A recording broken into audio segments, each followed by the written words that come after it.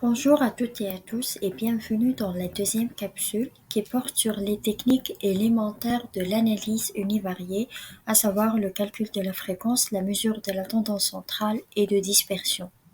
Pour décrire une variable qualitative, il faut présenter l'effectif, c'est-à-dire présenter le nombre d'individus appartenant à votre échantillon pour chaque modalité de la variable. Donc vous cliquez sur Analyse, Statistiques descriptives et Fréquence.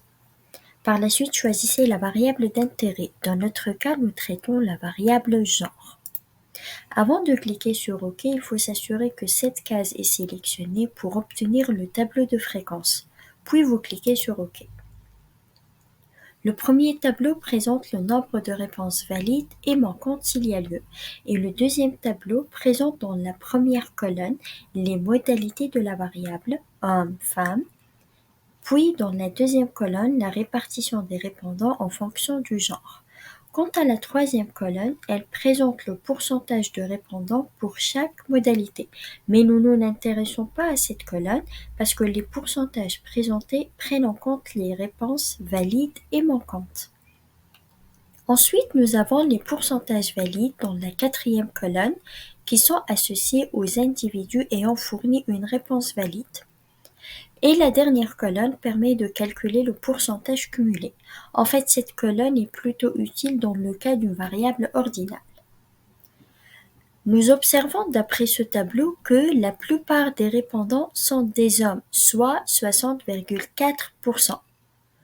Quant aux femmes, elles ne représentent que 39,6% de l'échantillon de l'étude.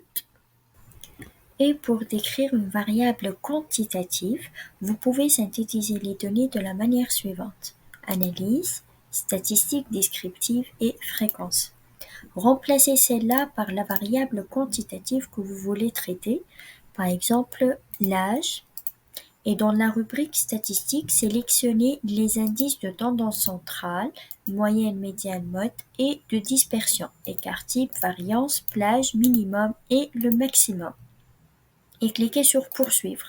Si vous n'avez pas besoin du tableau de fréquence, vous pouvez décocher cette case. OK. Nous obtenons alors un premier tableau qui présente les résultats de chaque indice et le tableau de fréquence. La moyenne égale à 33,34, c'est-à-dire l'âge moyen des répondants est de 33 ans avec un écart type de 10,7, c'est-à-dire il y a une dispersion des données autour de la moyenne. Et par rapport à la moyenne, la médiane est moins sensible aux extrémités, alors l'âge médian est égal à 31. Par la suite, la variance, qui est l'écart type au carré, il est égal à 114,56. Donc il y a une certaine variabilité dans l'âge. C'est-à-dire il existe une différence de environ 22,5-22,6 entre la moyenne et l'écart type. Puis le mode, il est égal à 26. Et comme il correspond à la valeur de la plus grande fréquence d'occurrence, donc dans ce cas, l'âge le plus présent varie entre 26 et 34 ans.